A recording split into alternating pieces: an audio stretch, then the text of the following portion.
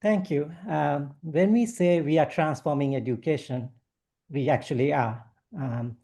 To transform education seems sometimes a very difficult task. There are so many aspects of education, and to really move this system is not an easy task. But there is some aspects that are crucial, we believe, that are at the heart of education that can make a big difference and really bring transformation to the work that we do in education across the world. Ministries of education play a pivotal role in facilitating education to a large number of learners across the education system. And education, as discussed, goes into many dimensions, from its investments into foundational learning that looks at literacy, numeracy, but also into social-emotional learning, values-based learning, and our ability to learn to live together. So in this program, we call it the Ethics Education Fellowship Program. We are here to share the work that has happened across 6 different countries over 3 years. Together with us today are the representatives from Ministries of Education from Bangladesh, Indonesia, Kenya, Nepal, Mauritius, and Seychelles.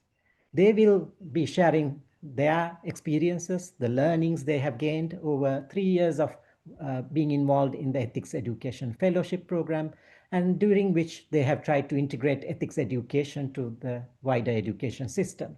In practice, that means bringing learning activities to classrooms that really are transformative, that really allows learners to reflect and internalize values and ethics. It means also creating the spaces and the training opportunities for teachers to internalize transformative pedagogical approaches that really allow learners to engage in dialogue and facilitate participatory learning.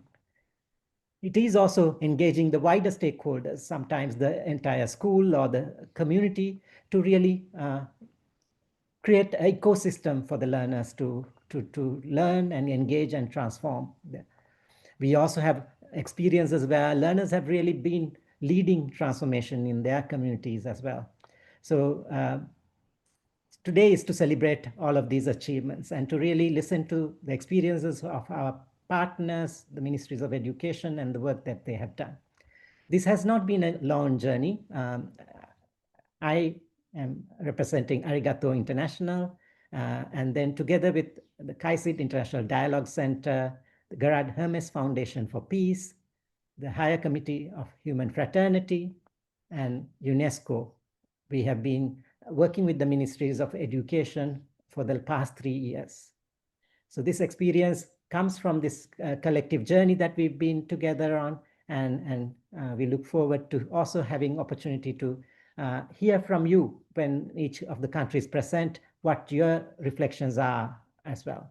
So today we will have opening remarks from Ms. Maria Lucia Uribe, the Executive Director of Arigato International, who will highlight a bit maybe about the journey that has happened over the last 3 years and what is the importance of the moment that we are in. And then we will go into the country presentations, and then with each, we have two sets of country presentation where we will have opportunity for speakers to share. But maybe I think I missed out on also mentioning that there is interpretation. So do use the interpretation channel.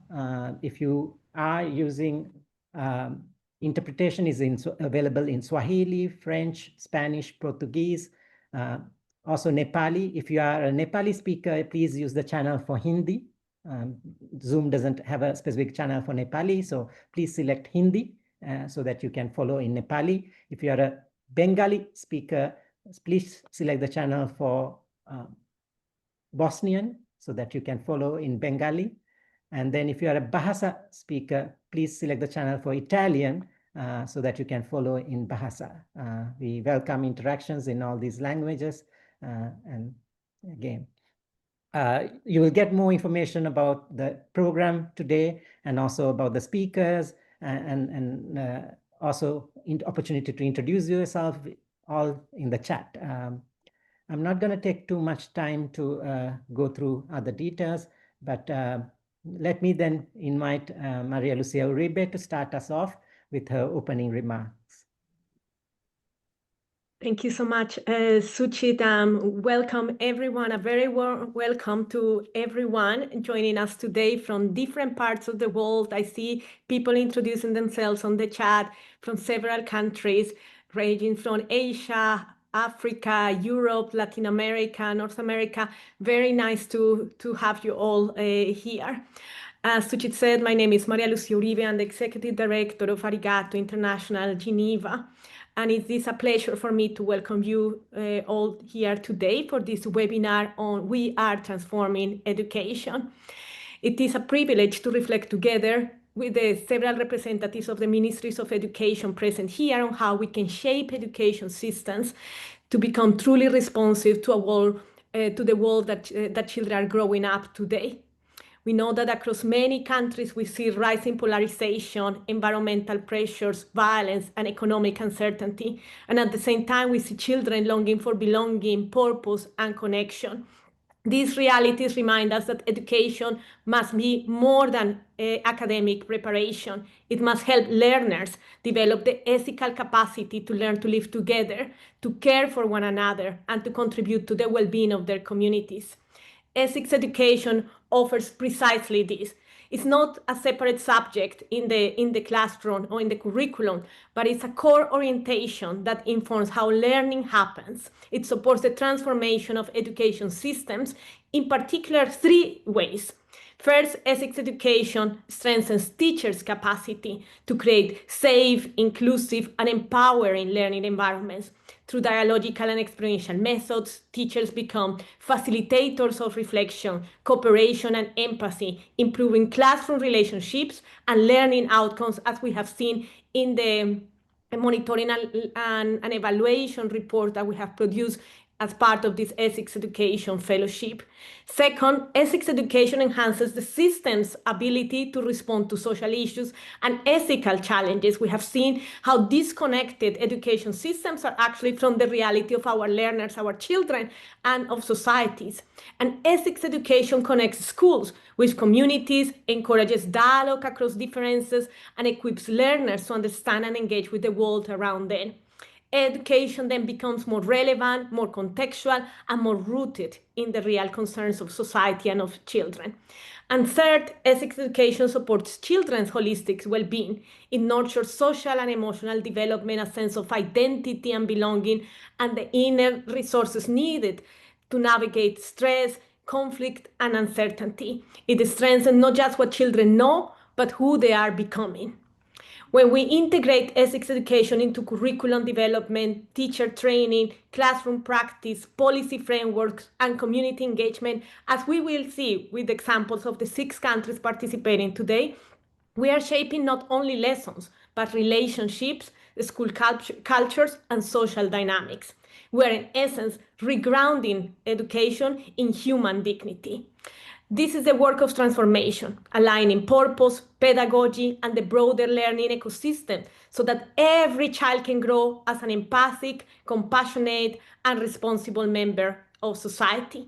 So the Ethics Education Fellowship is actually a space for us to explore together with the Ministries of Education how this integration can happen in each of their contexts, drawing on their national priorities, their wisdom, their cultural wisdom and local rooted knowledge, and their leadership.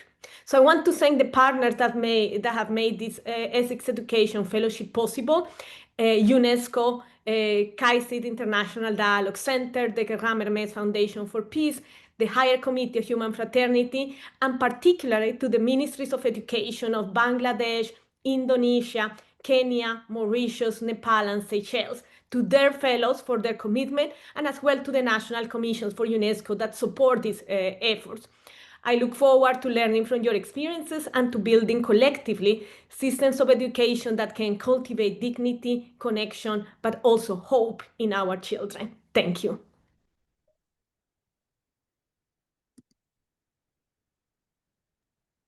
Thank you very much, Maria Lucia, for that inspiring reflections about why ethics education is so important in our world and what does it mean to transform our education and why ethics education needs to be part of that transformation.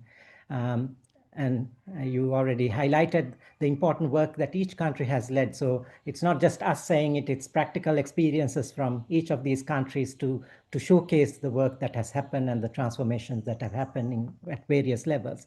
So without maybe further ado, let us invite the different countries to share experiences. As I mentioned, we are going to go with 3 countries at a time. Each country will have 10 minutes to share their experiences.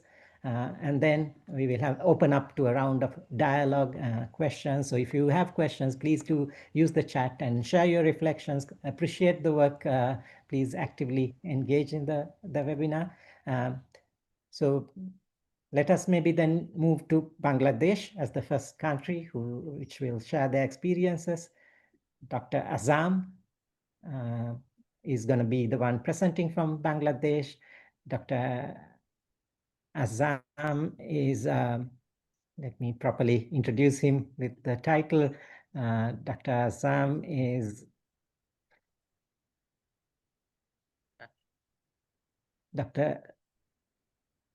is the slide available? I'm missing the slide. Yes, so if we can move to the next speaker. Yes, Dr. Azam is the Director Planning and Development at the Directorate of Secondary and Higher Education at the Ministry of Education, Bangladesh. Dr. Azam, it's been enriching experience for us to work with Bangladesh and to see all the work that has happened. Please do share the work that the Ethics Education Fellowship has championed in Bangladesh. Thank you. Thank you, Suchit. Am I audible? You are, yeah, clearly. Thank you very much. Well, maybe I need your support because I have shared my slides with you, and if you can kindly help us therefrom, that would be great. And at the onset, I must thank Maria and Sanjana. Both of them has rightly said and very well described the purpose of our this ethics education journey.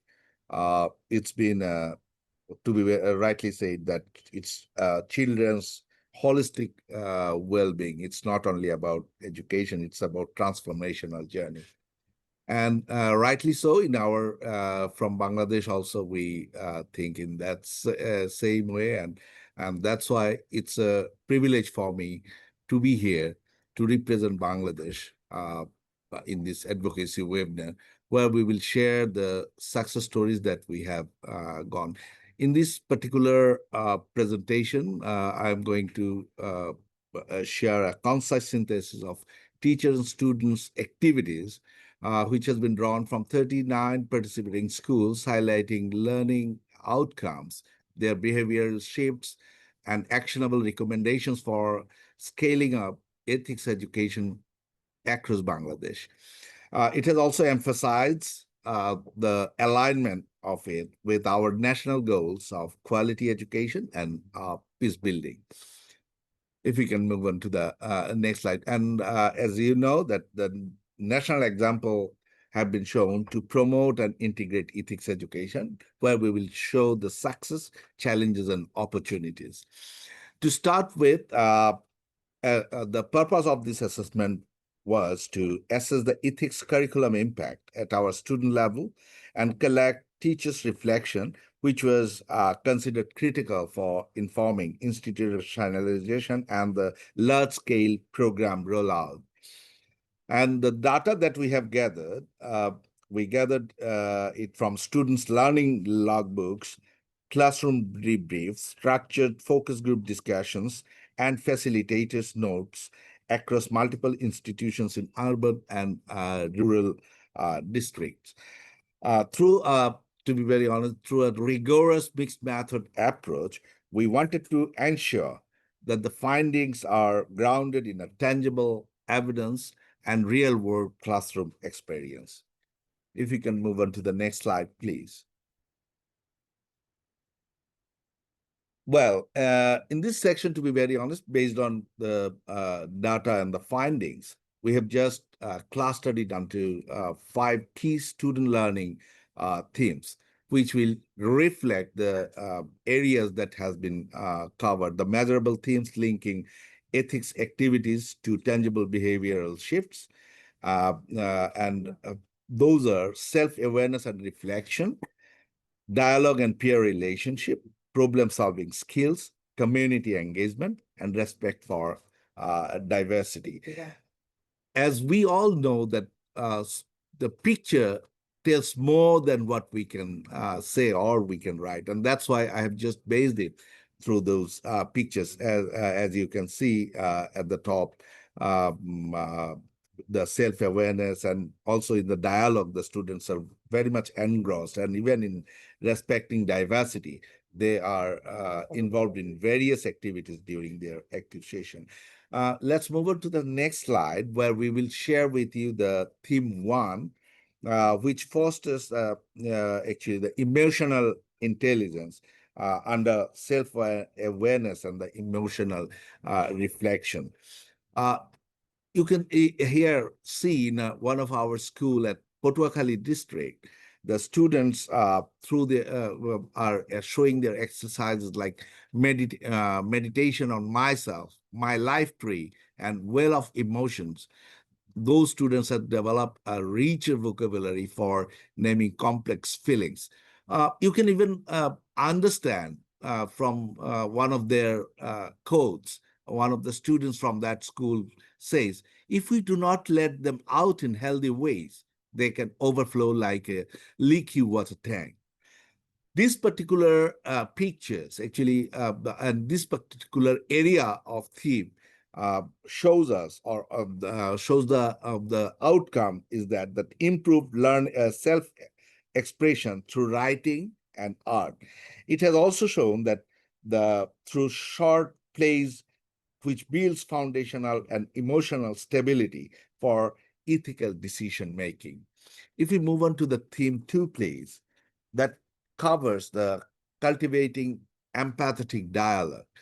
Through dialogue and listening and peer respect, the activity specially taught students to distinguish between productive dialogue and confrontational debate.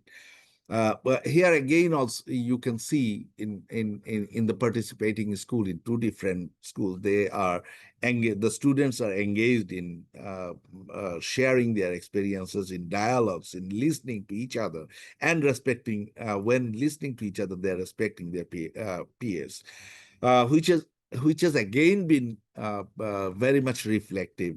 A direct quote from a Madaripur school student, where he says, dialogue is not winning an argument. It's a learning to understand each other. From this very quote, it's very evident that how they have changed themselves, that they learn to hear from others. That's the thing. And another student from Rajshahi says, now I talk less and listen more, which is really a kind of a change and the transformation that we are talking about that has occurred in Bangladesh. And the observed outcomes that came up is that more empathetic responses, measurable reduction in confrontational behavior during group talks, supporting national goals for social cohesion. If we move on to the third theme, which covers the respect for diversity and shared humanity, here again, you can see that the flowers of the garden, same garden, where we can see the recognition of the shared humanity while appreciating individual and cultural differences. And another, your silhouette is mine. So that has developed the culture of empathy. The personal storytelling fostered deep empathy and ensured marginalized voice were heard. So this has developed another kind of a behavioral change within the students, while they were empathized and sympathetic to their colleagues and to their peers. And the observed outcome that we have seen, the notable decrease in intergroup bias and appreciation for diversity among students. If we move on to the theme 4 that will reflect the developing ethical problem-solving skill.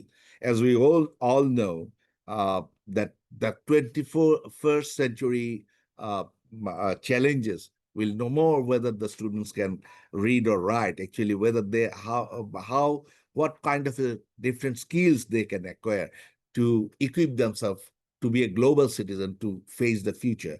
And we have seen even in their during their practice session, the analytical skill activities like problem tree applied to the cyberbullying developed systematic analytical frameworks, even to address the conflict resolution. In the workshops on breaking the silence provided concrete and real world skills that they acquired, and they have reflected in their practices also. And another important thing is the actionable knowledge that students gain through the knowledge referral pathways for cyberbullying or injustice cases. The observed outcome from this particular theme area, we have seen that the building of a systematic framework for addressing real-world challenge. If we move on to the theme 5 that covers action and the civic responsibility, here again you can see that these three pictures actually show that in the first picture, when we are saying the local initiative, you can see that the students are now engaged with the local people to actually in the social and activities, and they are organizing cleanliness drives, established peace clubs, initiated dialogues with school support staff. So they are again developing a behavior of respecting those staffs who are working in their school. And they have also developed a civic visibility, which is also reflected in this picture. Activities increase students' civic responsibility, raise their program visibility within the local community. And the last picture, but not the least, which is a very important one, the intergenerational exchange. As I always say, that this in this world, if we want to face the future, it's not only artificial intelligence, all the skills, new skills we are learning. We must go back to our ancestors' wisdom, our ancestors' intelligence. And in this particular practice, we have seen that our students have successfully done it through this project, fostering dialogue between students and the elders, build stronger communal bonds. And the observed outcome from this particular theme was that ethics education successfully translated in the classroom, learning into real-life community engagement initiatives. And this, in the side, when I use the term to address the future, I actually tried to mention that through this ethics education, through these 5 areas, actually the students have learned social intelligence, because whenever we talk about the future world, we talk about only artificial intelligence. But we have learned that it's social intelligence, human intelligence, and artificial intelligence plus ancestors' intelligence. All those are ingrained in our ethics fellowship program, which made them change personality. If we move on to the next slide, which will you have 2 minutes remaining. Thank you. Yeah, I will try, finish it within the time. Institutional progress and policy alignment. In the first picture, you can see they have established a Shatata store, that is honesty store, where the students themselves go and buy their things, put their money. And this picture also shows the active engagement of Ministry of Education, DC NIM school and teachers activity. And the key achievement that we have during this time was that we have officially chance of integrating this with the training manual of LACE teacher training, where we have shared our experiences from this project, and that training manual, through the training manual, we are going to train it to the teachers. Apart from that, we have also tried to align it with our national goals, strong evidence and institutional ethics, and aligning with national goals for the social challenges. If we move on to the next and the last slide, almost the last slide, is the challenges, opportunities. We can see that the teachers report limited curricular space and inadequate materials, and student request longer session. Definitely from DSHI, we are thinking about it and shared it with our NCTB, how to address this issue. The opportunity that we had, that we adapted it, evidence-based practice into the curriculum and introduced it into the parental orientation to create cohesive environment. And we found from this lesson learning that scale of creative media, plays, drawing, storytelling, invest in learning materials, quality improvement. We also found that teachers' capacity building plays a very important role. And that's why in teacher training, we are also trying to align with it, our National Academy for Education Management, so that we can go ahead with it. And then even in the madrasa education, we have taken it. They have shown a great interest in it and in their participation. So the last slide that we go, the advocacy message and the call, our call of action, that from Bangladesh, we want to say it loudly. The 5 priorities for scaling ethics education across the world. It is a low cost and impact investment. It equips children with values, empathy, and life skills. It supports schools and teachers to embed ethics in daily learning. It also engages families and communities to sustain change. It institutionalizes ethics education in policy and curriculum. Finally, I would like to thank you. The last slide, it's Maxi, thank you, and arigato. Together, we can build a more ethical, compassionate, and peaceful Bangladesh through this effort. This, if we can just scale it out. So, thank you once again for being with us to the story of Bangladesh. Thank you very much. Thank you, Dr. Azam, for this inspiring presentation. You walked us through that journey at classroom level, but also then speaking to how it has brought in transformations, even bringing the community on board through intergenerational dialogue, and how what you see as potential for it to be at scale and institutionalized across Bangladesh. Thank you for this inspiring experience that you share with us, and the call for action. We hear you very loudly. Thank you. No, it was a very challenging task for 35 years professors, because professors talk much. So I was actually struggling to keep me you did within justice the for time the limit. time But you have done it very rightly. I think that ethics education has also taught me that you learn to speak less. Thank you very much. Thank you, Dr. Azam. So let us then go to the next presenter. We are going to hear from Indonesia, those thousands of islands in the Southeast Asian seas, with many different time zones across. A lot of experiences using ethics education across these islands. For Indonesia, we are going to have Mr. Rudy Yanuarto, Mr. Rudy Yanuarto, who is the principal of the Karya Yosefe Kindergarten in Indonesia. He's been a fellow working with us as part of this Ethics Education Fellowship Program. Rudy, I hand over to you.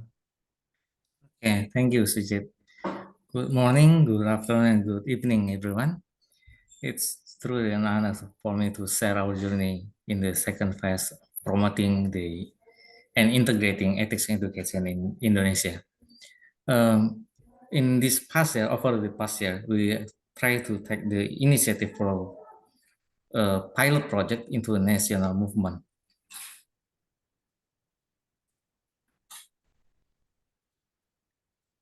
Okay. Ellie, could you please share the presentation? Okay. Can I get the presentation? Yes, it's there. Okay. So this is the overview of the program.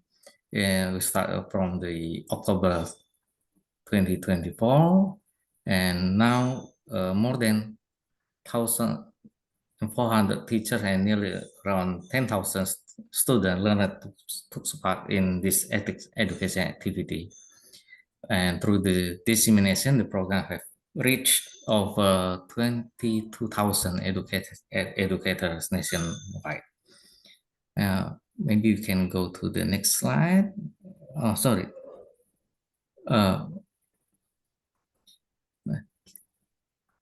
Okay. On July 2024, we held a national socialization for the teacher training center that was located in the 33 province. We're ensuring this national coordination also aligned with the ministry policy priority. We also focus on advocacy and championing. The teacher from the first phase become the local champion, and they are going to be a mentor for the other school, organizing reflection session and inspiring the student to think ethically and act more responsibly. We also try to engage parents, local government, universities, and communities, turning this ethics education into a shared movement that connects school life with community value. And for the module, maybe for the next slide, this is the national coordination picture. This is for the stakeholder buy-in through the national socialization. We can move to the next slide. About the module development, teaching module development, the first module development was conducted in the September 4th, 2024 in Batu, Malang. And we also have the readability test in Yogyakarta. And because of the changes of the policy about the new approach for the national curriculum, we try to make changes for the module. We integrate the 7 habit framework, local cultural wisdom, and reflective classroom strategy into this module. We also try to finalize the first revision in this year because we also have to adjust a little bit more based on the new policy that just published around October 2025. And from maybe you can go to the next slide, and the real impact of this initiative can be seen that for the learners, they develop empathy, teamwork, and respect for diversity. They also build stronger sense of responsibility. Their critical thinking ability are increased because they get used to learn from their context. And for the teacher, we are strengthening the capacity for teacher for effective and value-based teaching, not only chasing for the academics only, and also improve collaboration across subject and school level. So not only the classroom only, but school level have a collaboration across the subject. And the teacher also feel a greater satisfaction in shaping the students' moral and emotional growth. Also, the role of the teacher is transformed from instructor to become facilitator, partner, and also collaborator, which in line with transformative pedagogy. This is how we move the ethics education from theory into life. Okay, next slide. About the changes where the changes happen. This is the regional stakeholder buy-in. So we also have a discussion with the local government. Next, next slide. Okay, this is the process of the student.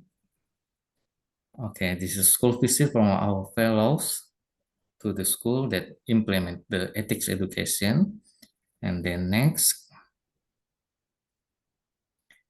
this is one of the teacher that also joined the training in the regional training, and she disseminated the ethics education and transformative pedagogy in a way without in national level.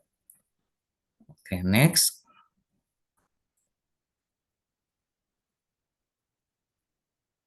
Okay, this is also the community.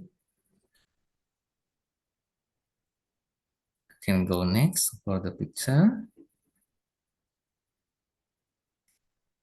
Also, there are 17 principals that joined the in-service training. We also put the ethics education into the in-service training for the new approach of the national curriculum. Okay, next. Okay, now we will talk about the challenges encountered. This year was very challenging because the main challenge this year was about how we adapt to the new approach of the national curriculum. Because of the new approach, teacher and principal are required to join the training. The training held from August until December. Now, because of this training, the school budgeting have to be reallocated to support the training. So the budgeting for the ethics education program, some of the school have cut it into more small proportion than they have tried to allocate it before because of this training. And this semester focused on the student national assessment for the 9 and 12 grade. It's real challenges in Indonesia because of the new policy. Okay, next we also see instead this the obstacle, there are also opportunities for us. So they are strengthening partnership, the Teacher Training Center and GO co-develop ethics project and local innovation. And we try to expanding reach. So about the expanding, we try to collaborate with parent-teacher association, also the principal association. We try to make sure the continuity of the ethics education. And also in December, one of our region is try to promoting the intercultural collaboration. We try to have a dialogue for the student and the and the cultural, from the point of view of the cultural and the interfaith session. We try to bring this new next vision. We try to envision that later every school as a community of knowledge, empathy, and moral wisdom. So this ethics and education will continue to grow, not only in the classroom, but in the heart and community. Okay, I think that's the next slide is the end of the slide. Okay, in Indonesia, ethics education is not just program. It's a movement.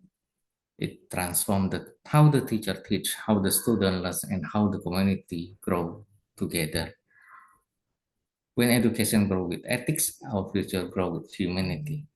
Thank you very much for your attention, and thank you for walking this journey with us. Thank you, Rudy, for sharing these experiences. It's been inspiring to follow the work that has happened in Indonesia. We understand that in Indonesia, the main way of integrating ethics education has been to really empower the teacher training institute. So across the many islands, many regions of Indonesia, the teacher training institutes have championed ethics education, and then through that cascaded to schools and institutions who have then integrated this into the national ideology of Panchasila and the character development program that Indonesia has. So this character building program, in a way, the ethics education becomes one of the key pedagogical strengths for that character building program that Indonesia champions. And Yeah. Rudy spoke of the new adaptations where they're moving from a portfolio-based approach to a habituation-based Yeah. approach to the learning. And I think they still have seen the relevance. And earlier this year, there was a resolution or a decision to also connect this to the Ministry of Religious Affairs and Ministry of Internal Affairs and go beyond the traditional education system as well to other schools as well. So we see a very strong commitment from Indonesia across these different islands to really champion and bring this into practice at a very practical classroom level. And we appreciate also the modules that have been developed for teacher training, adapting ethics education into those. So thank you very much, Indonesia. Thank you, Sujit. Let us now go to our next presenters from Kenya. So that is going to be, we are going to hear from 3 different speakers from Kenya. First of all, from a more policy directive, Dr. Ngewa Gichuhi, the Director, Policy Partnerships and East African Affairs of the Ministry of Education of Kenya. And then we are going to hear from Ms. Mary Kangete, the Director of Educational Programs at the Kenyan National Commission for UNESCO. And then also from a classroom experience, we are going to hear from a teacher, Mr. Samuel Maina, who's a teacher at the St. Anuarite Gatanga Secondary School in Kenya. So let us invite the Kenyan team with maybe Dr. Gichui taking the lead. Thank you so much, and greetings everyone. On behalf of the Ministry of Education in Kenya, I wish to extend our warm greetings to the organizers, partners, fellows, facilitators, and the participants, and express our sincere appreciation to all the institutions which are championing ethics education and character formation in our schools and communities. Ethics Education Fellowship is timely and strategic initiative, and it is aligned with the Kenya's competence-based education and global citizenship education. I want to emphasize that ethics education is at the heart of holistic learning and nurturing values, empathy, integrity, and responsible citizenship. At the same time, moral and ethical literacy is essential for addressing societal challenges such as corruption, intolerance, violence, and moral decay. It is also instrumental in empowering learners to make sound judgments. There are ongoing efforts by the Ministry of Education in Kenya and partners to mainstream ethics education within one, a competence-based curriculum and a values-based education. There are also teacher education programs through training modules on ethics and professional conduct. At the same time, school leadership and governance and community engagement initiatives. So in our country, there is emphasis on ethics education as being crucial in building a strong network of educators. As for successes and achievements, my colleague Mary Kangete will be able to highlight on those ones. But I want to say that there are emerging opportunities to leverage our competence-based education framework to deepen ethics across learning areas and co-curricular activities. In so doing, we'll continue collaborating with the international partners such as Arigato International and UNESCO. We also are leveraging on digital platforms and peer learning networks, and also integrating ethics education in teacher professional development. So in all these, we hope to strengthen institutional partnerships to expand ethics education, reach, and impact.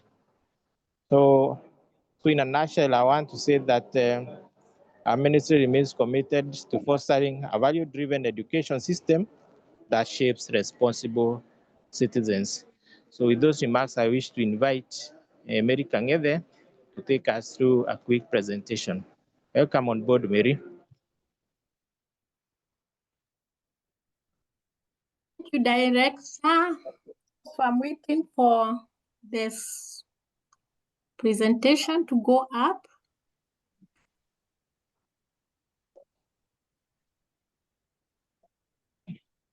Okay.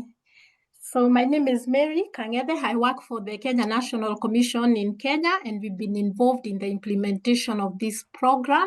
If we could go to the next slide, please. So we generally looking at how the ethics education has been implemented in Kenya.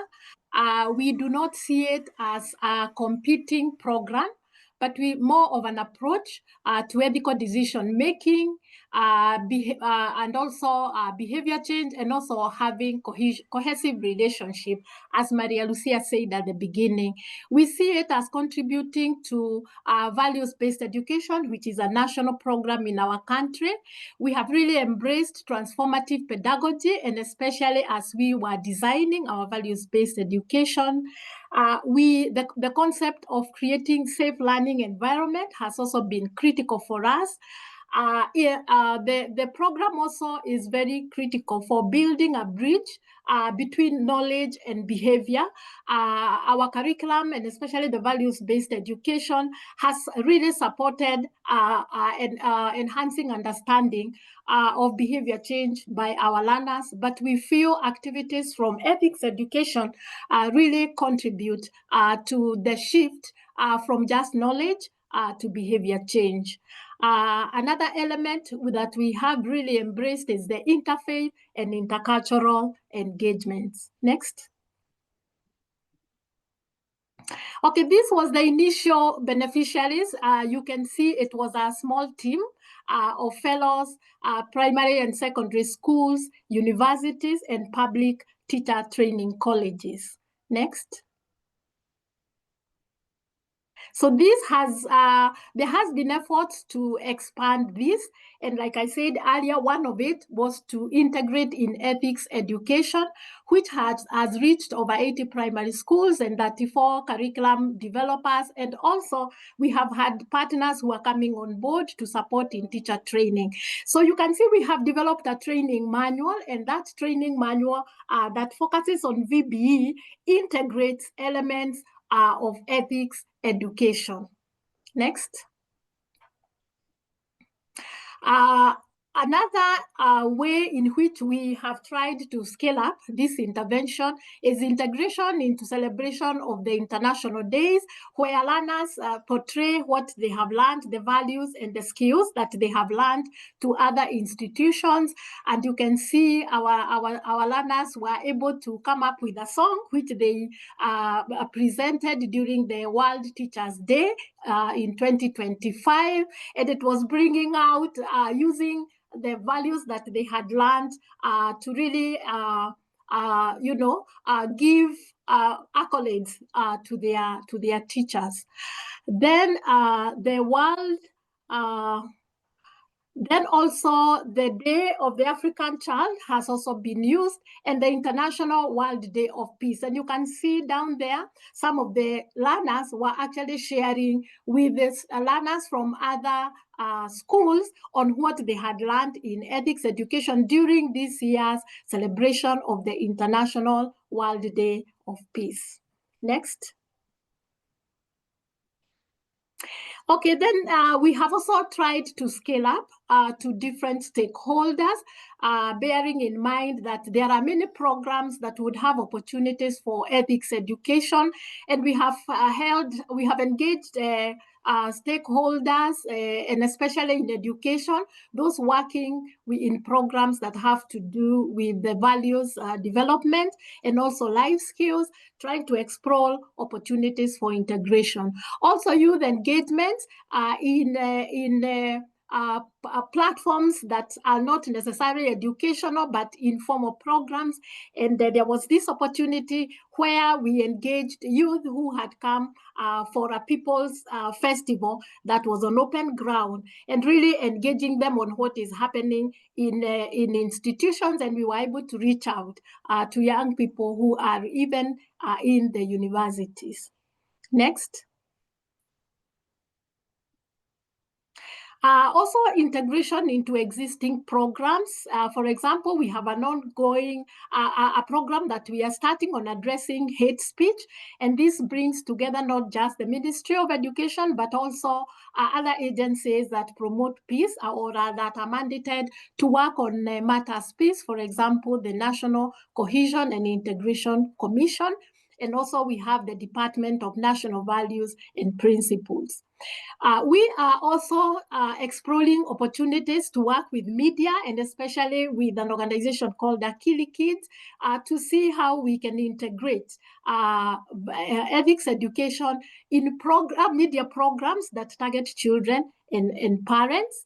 Also exploring the use of UNESCO framework for culture and arts education, where Kenya has been playing a lead role, and especially in terms of regional engagements towards review and implementation. Next. I think also as far as teacher education is concerned, there is an ongoing initiative between Kenyatta University. Murang'a University has also come on board, and also a university in Mauritius. And this is towards development of an ethics education module that can be used in universities. We have also seen initiatives by our teacher trainers in inclusion of ethics education in core curricular activities in teacher education institutions. Next. Linkage with national priorities, and this has given us an easy time because we already have a background. For example, the Basic Education Curriculum Framework provides for values as one of the areas that requires focus. The National Education Sector Support Plan also provides a clear opportunity for us to implement ethics education in our learning institution.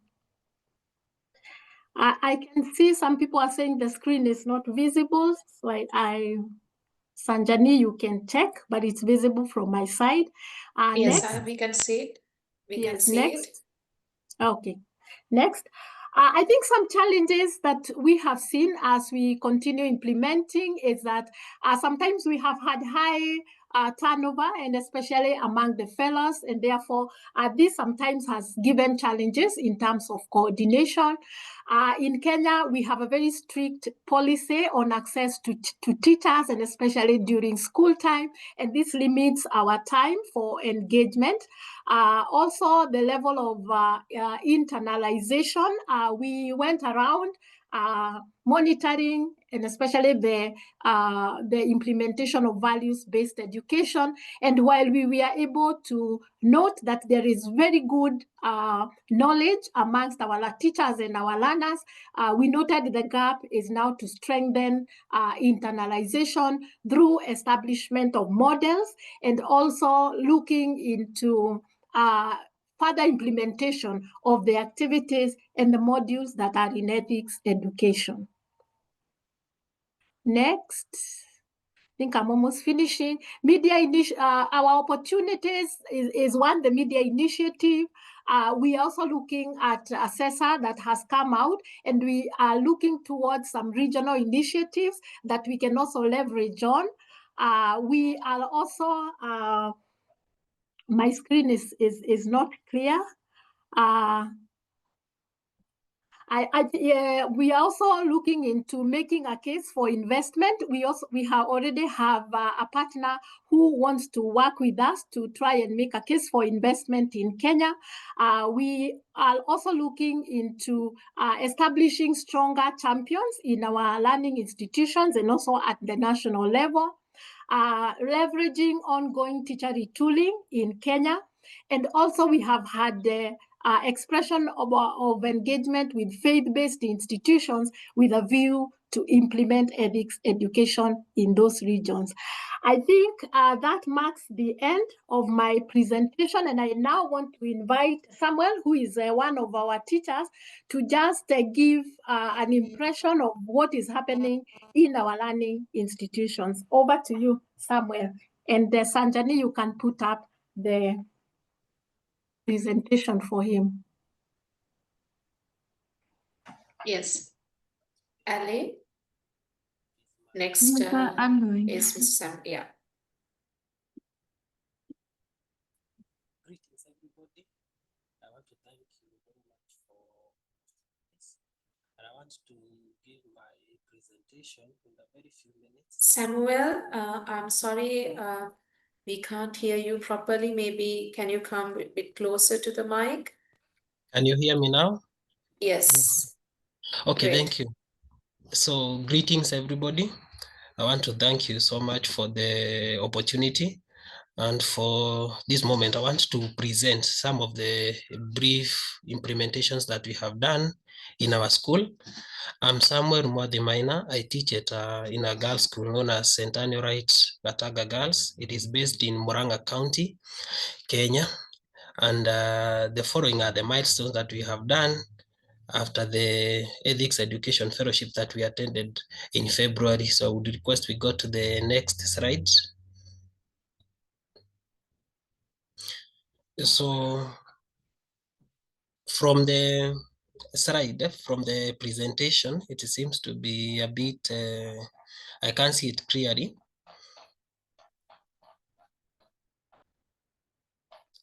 So to introduce, 4 teachers of us attended the Teachers Fellowship in February on ethics and value-based education. And it included we had also Mr. Titus, Madam Jean, and Madam Esther Kiari. And our main goal after the fellowship was to introduce an ethics club and apply a whole school approach to promote ethical values. One of the pictures that you can see there is the 4 of us, the teachers who attended the fellowship. And here we had attended the interfaith visit in one of the mosque in Thika. Immediately after the fellowship, we went back to our school and we engaged with the school leadership. That was on 7th March 2025. We met with our school principal, Madam Margaret Ketavi. We have 2 deputy principals, Madam Anna and Madam Kamweti, and a senior teacher. We presented some of the key lessons from the fellowship, and we conducted the ethics-based activities such as the moral dilemma, discussion, reflective journaling. And then from this, we were given the go-ahead to now present to the teachers, the stakeholders. So as you can see from the picture, we have now the staff sensitization and approval that we did 3 days after we had visited the principal. That was on 10th March 2025. We presented all the teaching and to the teaching and non-teaching staff. That is a week later. We shared the importance of ethics and the value integration in our daily routines, and we received the full support to implement the programs with the students because they saw that it was good and beneficial to our students. So below that picture, we have now the formation of the ethics club, and we registered 50 pioneer students as the founding members. And then we named our club to be the Peace and Ethics Forum. We created goals, mission, and the statement, and the club constitution, which will now guide our next steps in whatever we would do. We go to the next slide. So this is the club identity and structure. After designing the club, we also designed the club uniform. This was meant to promote unity and visibility. We conducted directions for the leadership in May, that was in term 2. And we also inaugurated the members and the oath-taking ceremony, which was held in the school assembly. From the pictures that you can see, those are some of the members receiving the certificate of election. We wanted it to be a mock election and also a mock inauguration where they would feel items that they would come to face later in life. After that, we also, in the picture that is below, we expanded our support network. That is, our club gained more patrons. Previously, those that had attended the fellowship were 4. Others felt that the club was growing and it was making changes in our school, and we now gained more patrons, a principal, both the deputies, and another teacher joined. Now, this helped us to strengthen the administrative involvements and ensured that there is a whole school approach. Remember that ethics is not about those that have been trained, is about trying to incorporate everybody to ensure that ethics education and value-based education is happening across. In the next slide, we created a calendar of activity.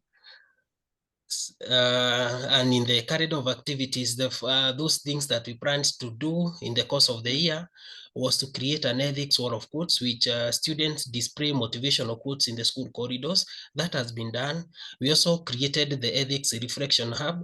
That is a reflection space where students and the whole school support can come and reflect on the moral dilemmas that they have in their daily life. And then we also held an activity in that term. That is, we visited an elderly and a sick woman in the local community, and we helped her to do some of the activities. As you can see from the pictures there, those are some of the students. Some are cleaning the compound, others are washing the clothes there, others are feeding the cattle. And this helped us to what we call the community engagement or community service learning. Students have attached by giving back to the community. Sorry to interrupt you because of time, but I want to hear from you. What did you as a teacher value from the whole experience that you've gone through? You've shared about the experience that you've gone through the program, but maybe just to wrap up, if you can share what was really useful for you as a teacher having engaged in this program. So as a teacher, what I have felt that it has built for us is as this education has built integrity and responsibility towards our students. That is a takeaway that we have been able to do to our students, and we have been able, through the ethics education, we're able to guide them through an honest living. It has also promoted respect and harmony. It has helped our students in reducing conflict within the school. We have nurtured responsible leaders who now act with fairness and sense of service. It has also helped us to improve our academic honesty and discipline. So as teachers, we feel that with ethics education, it is not something that should be left out and something that should continue to happen in each and every daily activity. So as I conclude, I would say that ethics education is the compass that guides knowledge towards wisdom, that ensures learner not only know what is right, but are able to choose to do what is right. Thank you. Thank you very much, Samuel. So thank you, Team Kenya, for that experience sharing, highlighting how from curriculum to teacher training, to universities, to classrooms and the clubs, like Samuel's experience, Kenya has been working on integrating ethics education in line with the existing priorities of values-based education and the competency-based curriculum that Kenya is championing. Thank you very much for this experience. So with that, we have shared experiences from 3 countries, and maybe we open up for some questions. I saw one question in the chat that asks if there has been a baseline and if there has been a sort of a process of monitoring and evaluation that really has tried to capture the essence of the journey so far.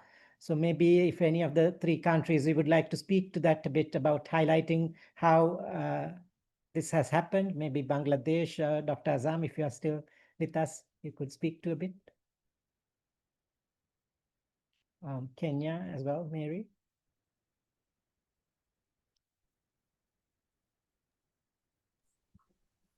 Yes, Suchit. I was Dr. just Azam. admiring all these good presentations. That was great. Yes, there's a question asking whether there has been a baseline and a process of monitoring and evaluation to track the benefits that teachers and learners have gained. So if you can highlight what has happened in terms of the process in Bangladesh. Well, first of all, I'd like to share with you that this is a second year that we are running this program. In the very first year, what we have done, we have just developed those modules and the program outline, and then we have trained our teachers to carry on this program. And then I must congratulate and thank, to be very honest, though I had the opportunity, thanks to that team, the all work has been done. I must say, to those great fellows from Bangladesh who led the team at the front side, and then they took it to the classroom level. After the training of those teachers, they have gone to the respective schools to get it implemented as they have learned it as a theory. Then they turned it into practice. Well, as about monitoring what we have done, we had a dedicated team of working and following up all the activities led by those 5 fellows, because in the second year, we really get a real chance of transferring it into practice level. And when all those activities were done, even the teachers, they followed the students, and while they were monitoring the students, they also developed actually that kind of a behavior change and that kind of a transformation within themselves. And from the central level, we also engage the local level officers. I mean the district education officers and our the Upazila level officers. They were also getting involved, because we have trained them and we have oriented them about the program, so that they are also well known about how we are thinking it and to align it with our national priorities. So when we actually during the training session, we just gave them the national priorities, which is very much aligned with this ethics education program. So we did not want to implement it, or we did not implement it as a silo approach. We wanted to mainstream it.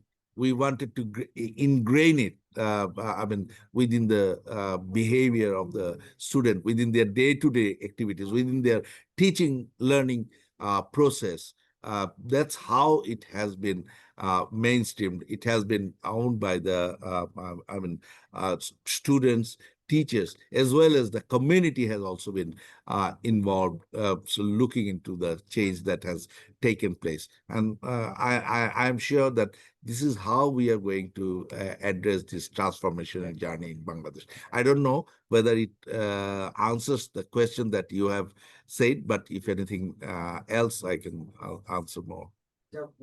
Thank you, Dr. Azam. I think you spoke to the fact that there has been a process in place with the team following up in the classroom experiences, the school-based implementations, and capturing the process. So just to add on to that, maybe to highlight that there has been a baseline and comprehensive MEL process. We are in the second phase of this program over the last. We're in the second phase of this program. Yes, thank you very much. And as it was a showcasing of evidence, what happened, I want to present myself as an evidence, because I work at the central level, and we have got different layers of the people who are working. But Shafiul Azam knows what is happening over there. That ultimately ensures that from ministry to directorate to field level, to the local level administrators, to the teachers, to the students, so and to the community. That's how it has been a chain that we maintain. And that's how Shafiul Azam is also a transformed person, as I said earlier, that I am also revitalizing myself with this change. Thank you. Thank you. I think that's something we hear often, that we take for granted the education officers, the transformation as individuals we have to undergo in doing this work also. So it's wonderful to hear that it's been meaningful for you as well. Just for the participants to let you know also, some of my colleagues will share the links, but for the first phase, we had comprehensive reports for each country that captured the learning and the monitoring process that was done. So for the second phase, we expect those reports to be available early next year, but the reports from the first phase are already there in our website. So I invite my colleagues to share the link to our the page for the fellowship program that holds those reports as well. So maybe a Yes, question I from think. Kenya Yeah. team quickly. There was a question asked from Kenya. How do you really keep the momentum in a way, Mary?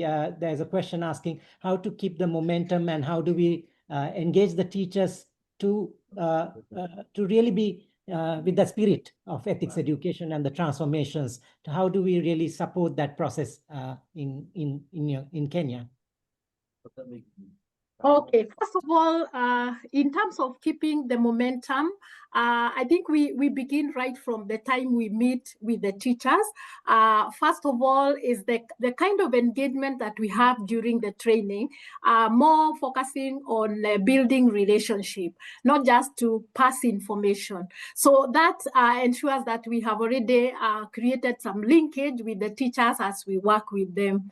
Number two, we develop a coordination mechanism right from the beginning at the initial training. So we identify institutional-based coordinators who are not necessarily, supervisors, but they are leaders of the team and and we make sure that during the training, we establish that as a team that is powerful and that synergizes to ensure that the implementation at the institutional level is maintained. Number three is to put the teachers in WhatsApp group.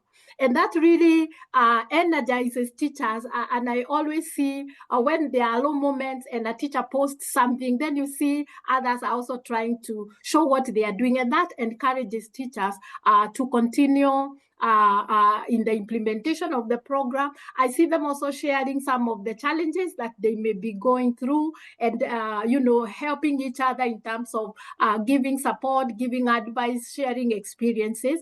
So that also has kept momentum. And I think also, as Dr. Azam has said, we also monitoring, which is done by the local officers. The middle level tier have also been very critical for us.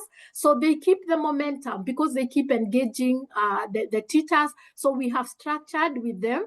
We have an M&E tool which they use and they visit the schools to ensure that the implementation is going on. Something else is reflection meetings, which are held online and also physically. So when periodically we have reflection meetings with the teachers virtually, and like now for the phase 2, we will be having a reflection meeting in December. So that also keeps the momentum going. We are also encouraging our teachers to also mentor another school, and that pulls the game up for them to ensure that they keep doing well, so that they have also those, the learnings to also share with the school that they are expected to be mentoring. I think those are some of the things that we have been doing from our side. Thank you, and over to you. Yes, I'm going to then, I think those were some of the questions that were asked in the chat. So let me move on to our next country because I also note the time. We are going to invite next set of countries. So first, starting with Mauritius. I know there is a team of colleagues from Mauritius Institute of Education connected together, and we are going to be led by Ms. Mila Devi Dosea, who's the director of the Mauritius Institute of Education, and Dr. Aruna Ganangdeen, the deputy director of the Mauritius Institute of Education. Dr. Ms. Mila and Dr. Aruna, I hand over to you. So good afternoon from Mauritius, and I have with me my team, the deputy director of the MIE, who is Dr. Aruna. We have Malini on my far right, also Sima, and then Jay Ramsaha and Prema on my left. We can't see Prema. So we'll start, and afterwards they might also intervene. Aruna will intervene later on. So taking into consideration the time and all, so I'll start. And I'd like to first to say hello to everybody and to congratulate those who have already presented. So a big bravo to you. So in this presentation, we'll take you through the journey of our ethics education initiative. In fact, I have not been in it because I have recently joined the MIE, but the team was there and from its early beginnings. So, so we are now here together. So here's a quick overview of, yes, can you see our screen, everybody? Yes. Good. So a quick overview of what we'll be covering. So we'll begin by reflecting, so the first slide, yes. So we'll begin by reflecting on our initial steps and the key learnings that shaped our approach. Next, we'll walk through how phase 2 was rolled out, highlighting the strategies and structures that supported its success. We'll celebrate the progress made in areas such as teacher training, curriculum development, and the nurturing of a positive school culture. And since no journey is without its hurdles, we'll discuss the obstacles that we've encountered and how we've addressed them in the end. So we'll look ahead to the future as the way forward, exploring how we can build on our achievements and innovate further to expand the reach and impact of ethics education. So what you can see on the screen is phase 1 in a nutshell. So moving on from phase 1, all figures have exponentially increased in phase 2. In 2023, the Mauritian team was comprised of 5 fellows representing 2 main education institutions of the Republic of Mauritius, namely the MIE and the University of Mauritius. 24 educators from Mauritius Island have benefited of the ethics education workshop in phase 1. And an estimate of nearly 500 students of the extended program from 8 participating colleges were involved. Ethics education was mainly addressed in the life skills education and social and modern studies classes of the extended program in secondary school. Most of the activities were carried out at classroom level with few initiatives at school level. So this is the overview of the implementation of phase 2 for the Ethics Education Fellowship Program in Mauritius. So the phase 2 of the program started in February 2025 with a 3-day workshop where more than 100 educators from 36 secondary schools in Mauritius were convened. Subsequently, the same 3-day workshop was conducted in Rodrigues Island, an island which forms part of the Republic of Mauritius. There we had the full participation of the 8 colleges of the island, with 24 educators attending the workshop. So when it comes to the school implementation of the program, at least 2 school visits per school were carried out by the fellows, the aim being to support and monitor the ethics education program in the participating schools. Another major aspect of the phase 2 is the research proposal submitted to MIE Research Unit. Due to start in January 2026, this research will enable us to have more data-driven insights from the implementation of this project. Following a request for information from the United Nations Office of South Cooperation, a write-up on good practices in connection with the ethics education project was submitted. As a wrap-up to the phase 2, an official ceremony is being planned to celebrate the achievements of students, educators, and schools involved in the ethics education project. This would include an award ceremony for participating schools. The Polwi Cultural Field Trip Park will be launched on that day, and a phase 3 is being envisaged for the coming year. So what you can see on the screen is the successes within the classroom. So during the implementation of the ethics education project, teachers facilitated structured dialogical experiences in their classrooms, many of which were derived from activities they were exposed to during the initial workshop, where students engaged in carefully scaffolded discussions about ethical dilemmas in culturally diverse scenarios. Through collaborative small group activities and whole class discussions, students develop empathy for others, lived experiences, while simultaneously examining their own values and biases.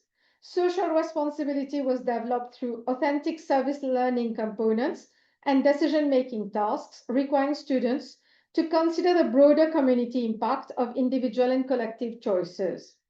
These activities allowed them to sometimes step outside the classroom and engage in the wider community. By integrating creative and aesthetic dimensions such as drama, visual arts, and storytelling, alongside reflective and outreach activities, students enhance their capacity for critical reflection and nuanced problem solving. The emphasis on mutual respect and equitable participation transformed classroom dynamics, positioning students as co-creators of ethical knowledge rather than passive recipients. It also fostered both deeper learning and stronger relational bonds among peers from diverse backgrounds. So moving on to how participating schools have implemented the project, we've observed some impressive approaches and practices across different contexts. Some schools have embraced whole school participation, involving the entire community in their initiative. Others have taken a more focused approach, working with specific grades or departments. Both strategies have proven to be effective depending on the school's unique circumstances and capacity. What has been consistent across all schools is the emphasis on teamwork. Whether working with smaller groups or larger teams, schools have created collaborative environments where ideas were shared, challenges tackled, and successes celebrated together. This team-based approach has fostered a culture of mutual support and engagement. And we've also witnessed impressive interdepartmental collaboration in many of our schools. Traditional boundaries between subject areas have become opportunities for innovation. Science departments collaborating with languages, maths linking with arts, humanities connecting with technology. This cross-curricular integration has enriched the learning experience wherever it has been implemented. Equally valuable has been the involvement of various stakeholders. Schools have engaged a different combination of partners, some reaching out to parents, others to community organization, and all of them actively involving students in many meaningful ways. This inclusive approach, adapted to each school's context, has ensured that the project remains relevant and responsive to real needs. So, in the community outreach for the successes, through a range of community outreach initiatives, students translated learning into meaningful social action. Service learning projects enable them to address community needs, fostering civic responsibility and empathy. Sensitization campaigns were organized to raise awareness on social issues, encouraging behavioral change among community members.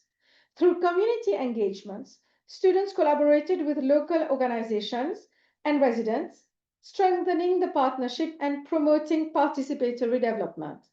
Awareness walks further amplified advocacy messages, visibly demonstrating solidarity and commitment to social causes. And finally, donations allowed students to mobilize resources and extend tangible support to vulnerable groups. Collectively, these activities have enhanced students' sense of social accountability and deepened their understanding of real-world challenges. So for the cultural understanding, we have had several schools who have organized visits to places of worship, like churches, mosques, temples, and pagodas. The visits have contributed to the promotion of the pillars of ethics education by fostering a deeper awareness of cultural diversity and mutual respect, which is very prevalent in Mauritius.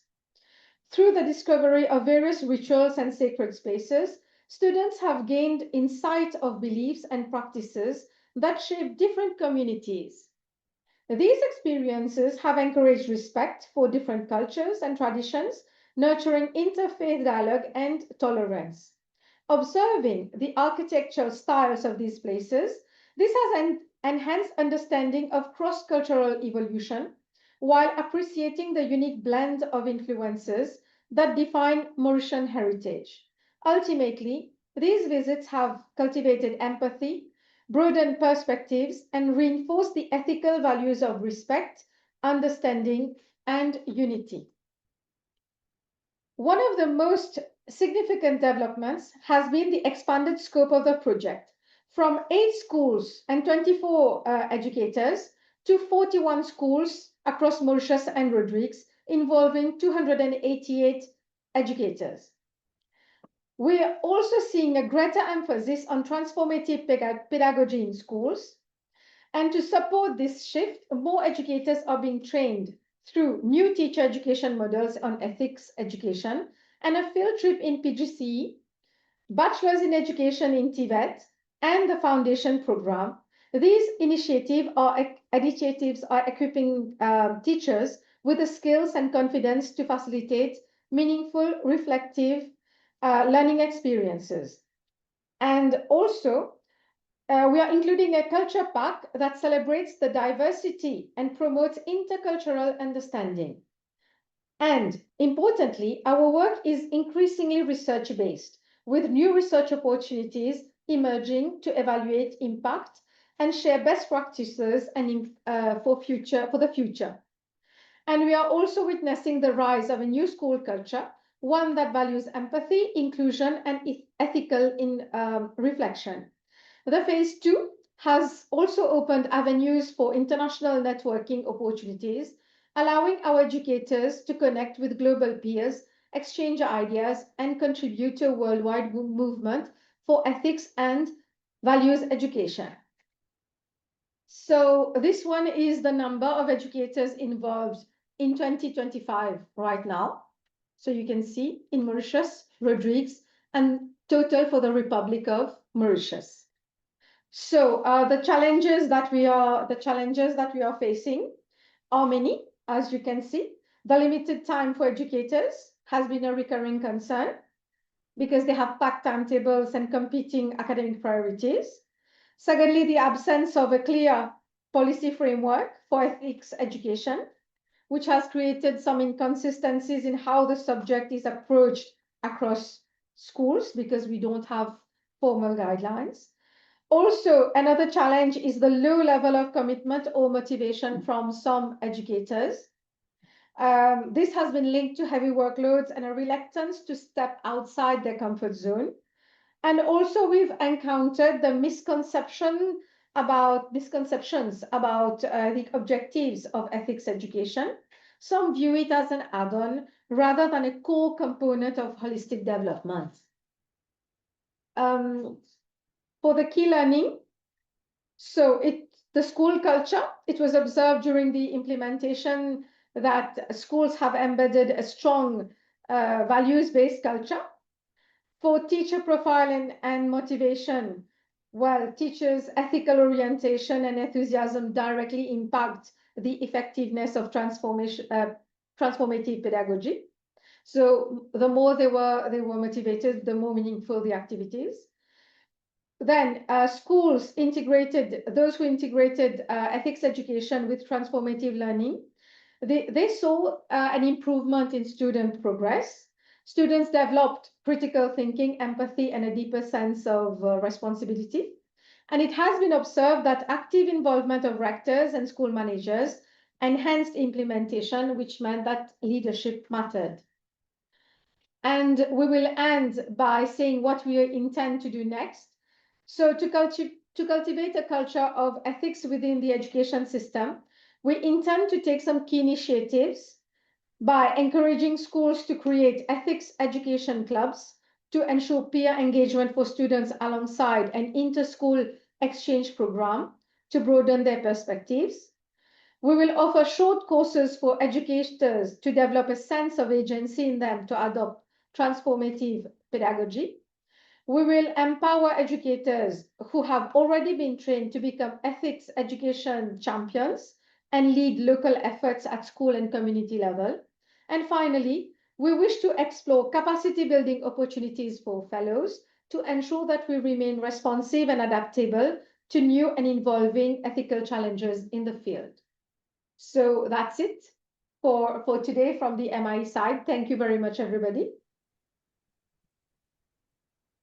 Thank you very much. Thank you for the MI team. Thank you for the director for really becoming a champion. You just picked up the baton from the team and ran with the presentation in terms of really conveying the spirit of all the work that has happened. We really welcome you to be part of this process as well. And thank you for being a strong champion. Thank you. Like Hemingway said, no one is an island. I think I'm surrounded. They have given me the honor to present it because I had first asked Mr. Jerhams, I had to present it along with the deputy director, but then they said no, they are giving me the honor and privilege to present it, for which I'm thankful to them and to you too. Thank you very much. It's wonderful to hear from the experience of the MIE and also the components of research that you bring into the work so that it's really aligned to the mandate that you have to further this work in Mauritius. Also to know of the work that has extended to the Rodrigues Island and how it's become part of ongoing courses at the MIE as well. So thank you very much for this. So we are going to go to our next country, and I'm going to invite our colleagues from Nepal to share.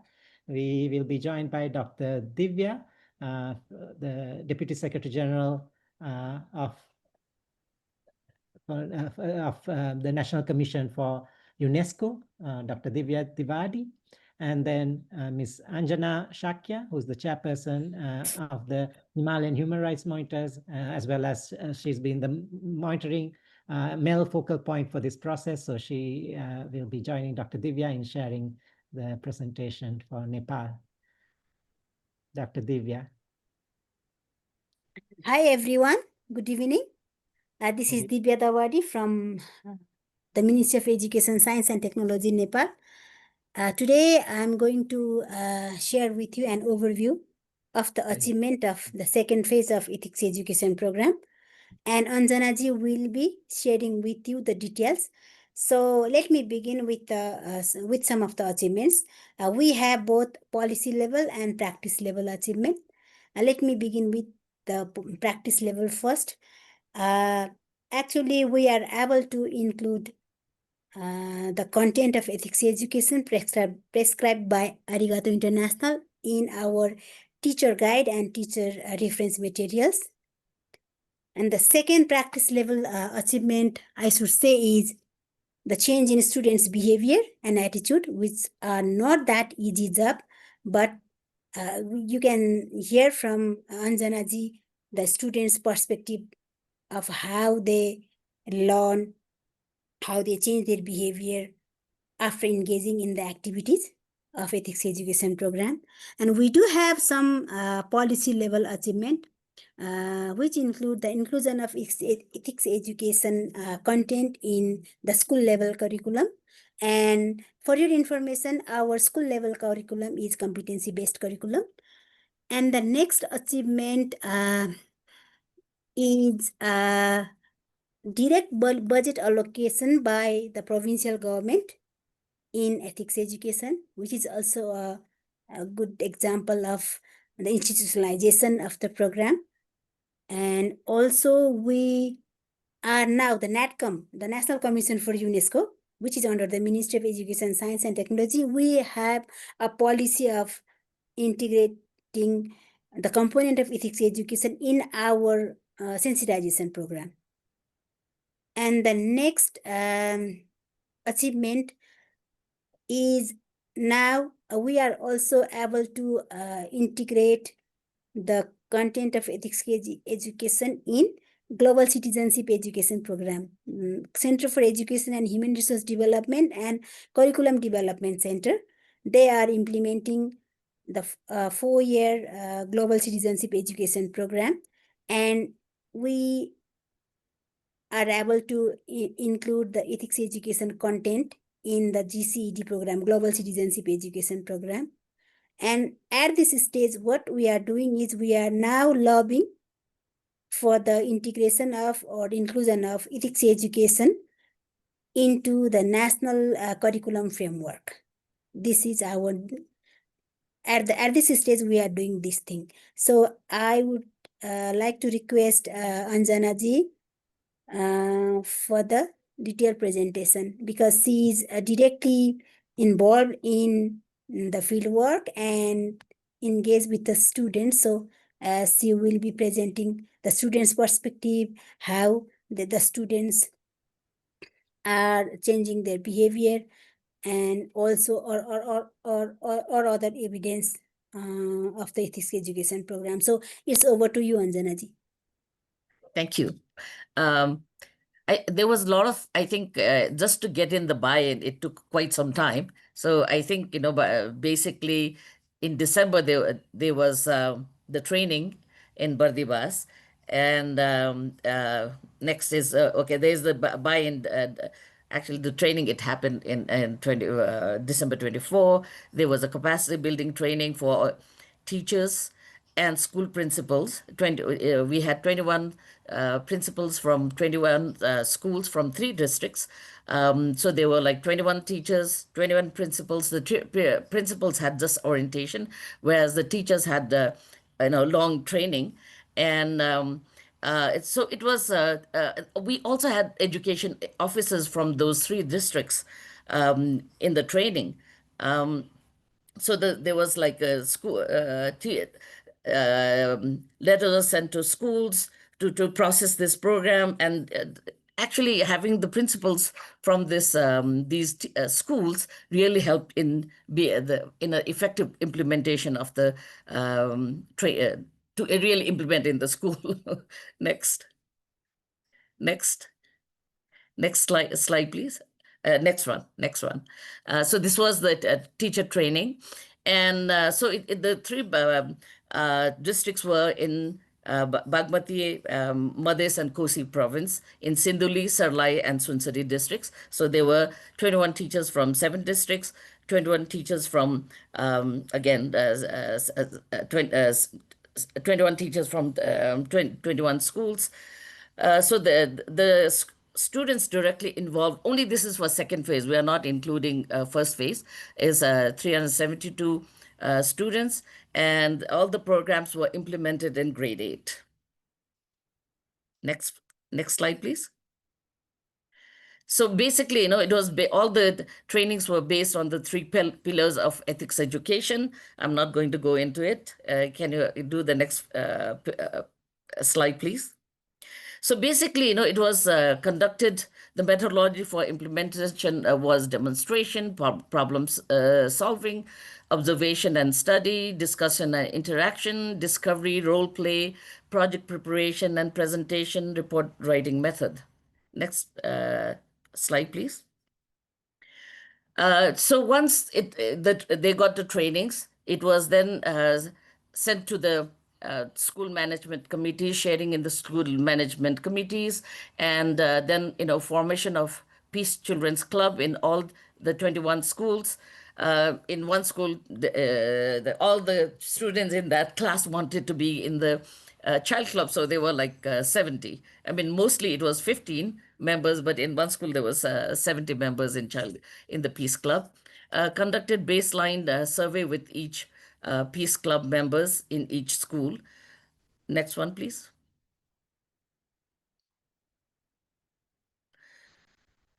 So the way we did our monitoring evaluation was, data analysis, some research, in-depth interviews with the stakeholders, meaning mostly the fellows, all the 4 fellows, focus group discussion with teachers, students, and parents. Actually, we wanted to see also focus on parents, because we wanted to see, triangulate the information and how it's really getting implemented in real sense at community level.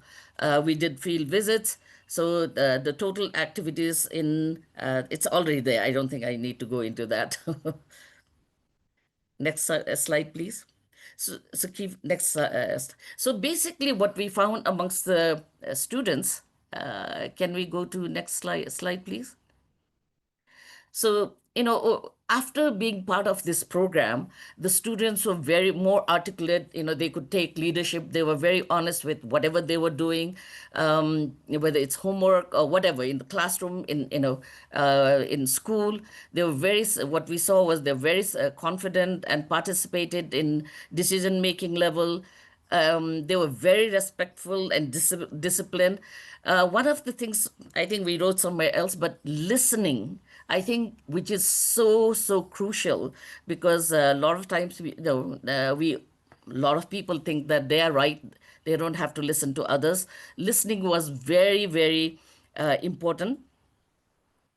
That was something, because that leads to many different things. Listening also helps one another to understand better, teacher to student, and also that makes a huge difference. I'm going to go with that in others. Really, what they have done is with listening, with discipline, they have really made a huge transformation, both in school harmony, social harmony, and dignity in terms of household chores.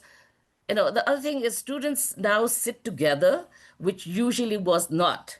Before, everyone was divided between caste and religion and other, issues, and they would sit within their own groups. Girls and boys sit differently. So there was like a radical difference in terms of how, once they were part of the ethical education, how they really transformed. In many schools, the girls and boys didn't sit together in the same bench. So that was also a big change, that, gender issues also was addressed. They were developing, empathy and friendship, within their own colleagues and others. Students were actively involved in cleaning of their classes, surroundings. They were planting flowers and even vegetable gardens together. They were also doing school activities, community activities. They were raising voices, like on, whether it's violence against women, child marriage, discrimination, dowry system, especially in the Tarai district in the plains of Nepal. So they were like not only involved in school, but they were taking the whole thing out of school too, to really share it with others, and what are the, making it a social justice, respect for the other, and understanding, other groups, not only their own people who are like children like them, but also others. So they were very active, and they really wanted, even to come to schools on Saturdays, because they were really feeling that what they're learning, what they're doing was integrated, and they really wanted to even, be in the school, or even on Saturdays or on other holidays. What they also did, the students did, was that whatever they're learning, they were also sharing with the students from lower grades, because this was only implemented in 8th grade. So they really wanted to share with others. I don't think some of the schools didn't have beyond 8th grade. That was also the other reason. But also, I think they, in other schools where they had higher grades, they were not too comfortable with it. Next slide, please. So you see that, here you really see them, really doing things together, and I just also want to read out some of the what they shared with us. Before I joined the ethics club, I used to not listen to others. I believed I was right and need not listen to others' views. After I became a member, I realized that I should listen to others and respect their feelings and views. This increased effectiveness in my decision-making ability. So this is one student from Sunsari who shared this. Can I have another one? So during the implementation of ethics education program, the teacher took us to tours of temples and mosques, where we learned many things. We learned that we should respect each other's religion and not discriminate and despise each other. Earlier, we girls did not go to mosque. We could go to temples, but not to go to mosque. No one's so once they went, no one stopped them. the discrimination between Hindus and Muslims has ended. We accepted each other's culture and tradition. So there was like a lot of these also visits to different, especially in Karaib, there is a different problem between Muslims and Hindus. So this was really, really important. And especially for girls to visit mosque was even more important because they never felt they could enter the mosque. So this was, they were, respected, and they were whatever, whether Hindu or the Muslim, when they entered temple or mosque, everyone explained what it meant. So I think it was why the sense of learning from both and understanding each other at the much deeper level. So this was next slide, please. Naji, we are running out of time, so if you can wrap up. Okay, quickly. I'm not going to do this, explain now. Students are more disciplined and respectful towards their parents and elders and vice versa. Students who used to be only with their mobile phones and listening to parents helped in domestic chores and and nobody had to tell them to do their homeworks. Students are able to understand equity, which is very important, I think, not only equality, and differences between themselves and others. Definitely, there had been a lot of positive changes. Next slide, please. So the ethics education helped me become more confident. It has taught me to treat everyone equally and to take their interest in what's happening in my society. I take part in different social activities and share my learnings from EEP with my younger siblings. Everyone at home loves me because I help them too. Next slide, please. I'm not going to read this. I think I think next slide. I think there's a lot of religious harmony. In terms of teachers, behavior towards students have improved too. Teaching methods have changed to listen to the issues, make learnings fun, practical, relevant, and hands-on teaching.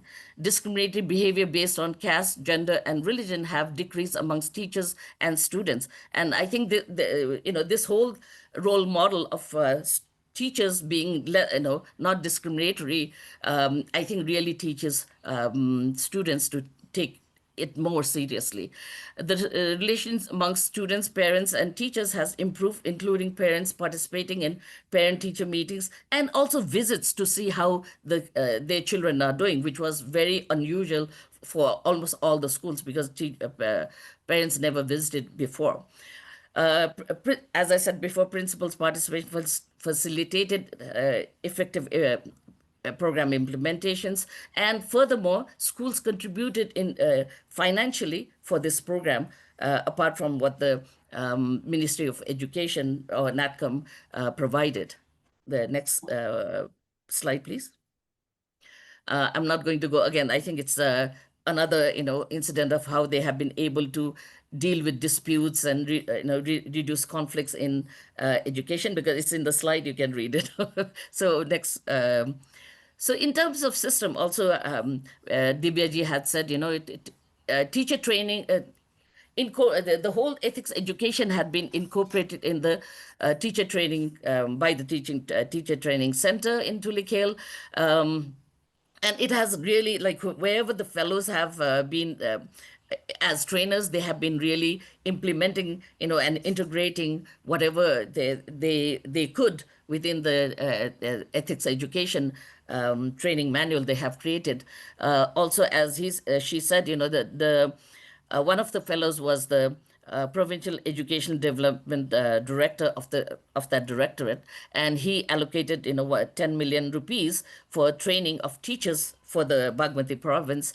As per the recommendation by UNESCO Commission, the content of ethics education has been integrated in social studies curriculum. So also one of the fellows is now in the Center for Curriculum Development. So she has, along with all the fellows integration, she has been really working to integrate the curriculum, division, which is going to be implemented in now it's 2082. So in 2084, it's going to be implemented. So I'm not going to get into next slide, please. So, we are time, so you might need to really sum up very quickly. Okay, we had a lot of also challenges, you know, with the natural disaster, political instability, holidays, whatever. You know, there was a lot of problems with limited resources and materials. You know, also the whole, as I said a little earlier, you know, the training was limited to grade 8. So it didn't, you know, it was hard to expand to others. So the teachers said there should be refresher trainings. There was also lack of knowledge for the teachers, you know, because this is only in government schools. So there was a lot of problems in terms of, you know, emails and internet and documentation and reporting skills, photography skills. Next, please. Thank you.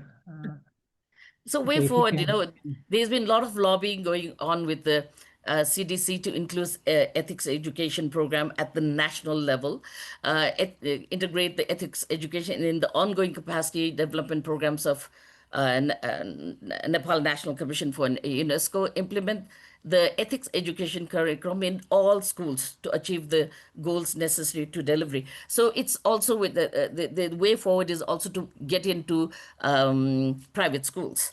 Next one, please. There's very few left. So basically, unfortunately, yeah, increase the duration and coverage of the project with an increased budget, collaborate with the universities and private sectors to implement ethics education, work with parents and communities really to implement effectively with ethics education. Thank you so much.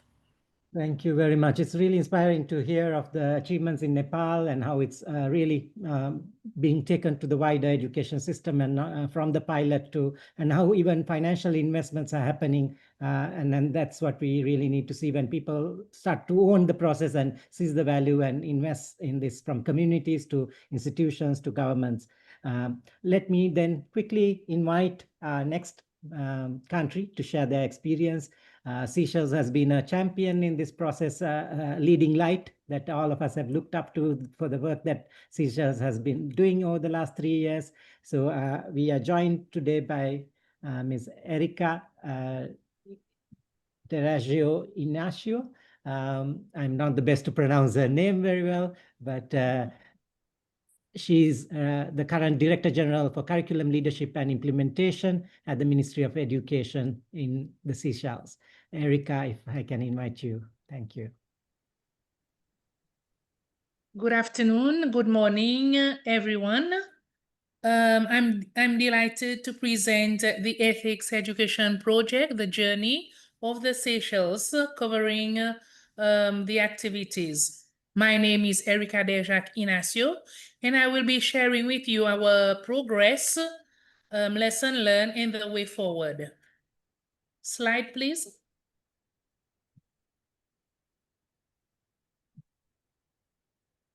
Our ethics education journey in Seychelles is grounded in empathy, peace, inclusion, and dialogue. This year, our work was structured around 4 strategic pillars: institutionalization, embedding ethics education into the system and the curriculum; expansion, reaching more schools and communities; advocacy and visibility. Next slide, please. Raising awareness and building partnership. And last but not least, the 4th strategy, monitoring and evaluation, ensuring coordination, improvement, and accountability. Next slide. Next slide. Next slide, please. Institutionalization has been one of our biggest achievements. This year, we successfully implemented ethics education into the personal and social program of study and the religious education. And more than that, we were able to develop a new diploma at the Seychelles Institute of Teacher Education. And now we have also produced 2 new modules in the diploma in the primary module. We have various collaboration with the Ministry of Education. We are engaged with the media, the different units at the student welfare, and we are also aligning projects and share resources. Ethics education is now embedded in the National Curriculum Reform 2026, ensuring its continuous action all level. Continue. Next slide. The previous slide, please. This is the new diploma we've initiated, and it has been validated by the Seychelles Qualification Authority. We have been able to develop more than 10 courses for this new diploma in personal and social education. There are courses Introduction to Ethics Education, collaborative action, etc. Next slide, please. In total, we've achieved 10 major institutional action. We've trained over 42 teachers and integrated ethics education at 2 curriculum levels, the primary and the secondary, and like I've just told you, also in the Seychelles Institute of Teacher Education. Importantly, the National Action Plan for Youth now includes ethics education as a strategy to making a policy level milestone. Next slide. The second pillar is expansion, like you are seeing on the slide. This is the Montfleury Secondary School, the learners. And in this second pillar of expansion, we are extending the reach of ethics education in 2025. We conducted phase 2 workshop for teachers from different islands, not only Mahé, we went also on Purale Island, and we trained this year 39 new teachers. The initiative expanded beyond school. We go to Scout Association, the university, the National Institute for the Nurses, and even the woman in prison, where 30 inmates participated in a workshop on empathy. Our clubs and classroom activities reach over 95 learners directly. Next slide. Expansion also brought creativity and collaboration. We launched Ethics Education Club, the Most Special, meaning I Am Unique activity in Nsopin Primary School, help learners reflect on what makes them unique. The Peace Day celebration brought together students and faith communities to stand for peace and unity. And the secondary school collaborated on joint activities, showing how ethics education can connect young people. Next slide. Advocacy and visibility are crucial to sustaining momentum.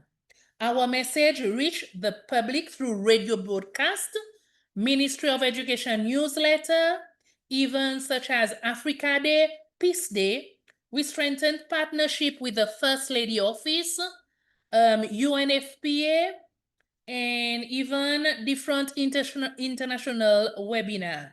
Next slide. Here you can see learners. I will conclude with this slide. In Seychelles, ethics education is no longer a pilot idea.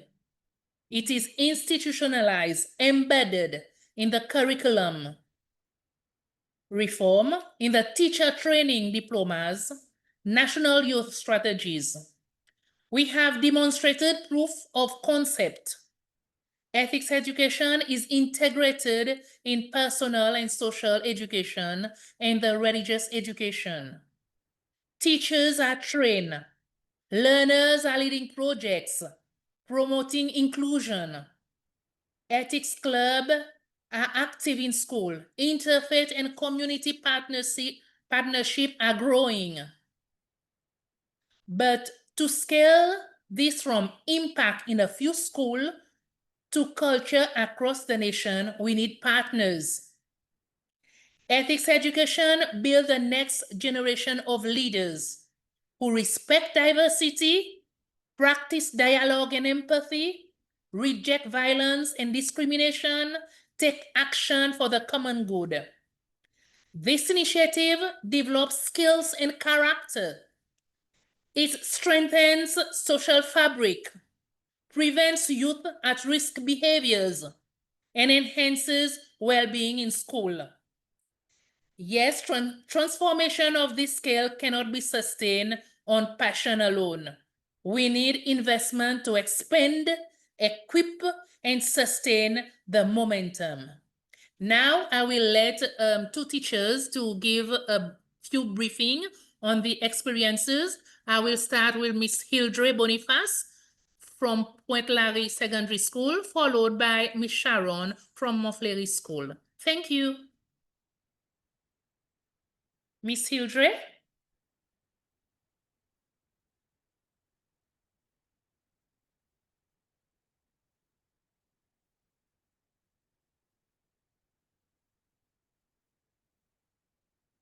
Hello?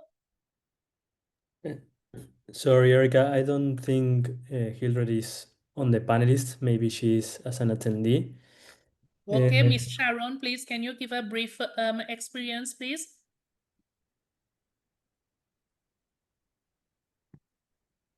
Let me promote Sharon as a panelist, and then also Sharon? Hildred here. Now both Sharon and Hildred are panelists, so they should be able to speak. Okay, I will conclude with this sentence. We are inviting collaborators with us to create ethical and empathic and peaceful generation. Partner with us, sponsor our school, invest in a future where every learner grows in character and compassion. We are ready, the school are ready, the learners are ready. We need you with us to scale it. Thank you. Good evening, everyone. Hello. Thank you very much, Erica, for that powerful sharing and the experiences you shared. I think what you spoke to, really that it's gone beyond just piloting in the Seychelles to really bring in a variety of stakeholders, including other ministries on board. I think this is really inspiring to see and has been really inspiring process to follow for other countries to see and learn from as well. So thank you very much for all of our countries for sharing their experiences. We will, there's many reflections I think all of us take away from having listened to these presentations. I would like to invite Dr. Maggie Okore, who's with the Association for the Development of Education in Africa, maybe to add her reflections at the end. To having listened to these countries and the experiences from the different countries, it would be good to hear from somebody who's working more at a regional level, Maggie, what you think are your takeaways having heard these presentations. Yes, Suchit, I think before we move to the final, I think Hildre and Sharon are now ready. They can speak. I think we can give a few minutes for them and then we can go for the reflections. Hildre, are you ready to share your reflections briefly with us? Yes, ready. So good evening, everyone. I'm Miss Hildre. I'm a facilitator in Seychelles. So in my school, ethics education has really helped the students to develop their values, such as respect, honesty, and compassion. So it has encourages them to think critically about moral values and make responsible choices in their daily lives. So The lessons are becoming more interactive, more use of discussions, role plays, reflections that connects ethics education itself to real life situations. So lessons are structured to encourage the student to think critically about moral values and diversity. So just to sum up, this program actually promotes peace, empathy, unity, and respect for diversity, supporting our goals of building a caring, responsible citizens, and promoted a lot of cultural understanding, along with a broader goal of moral and civic educations in our school. So now all religion and all different cultures can live together under that one roof. So thank you very much.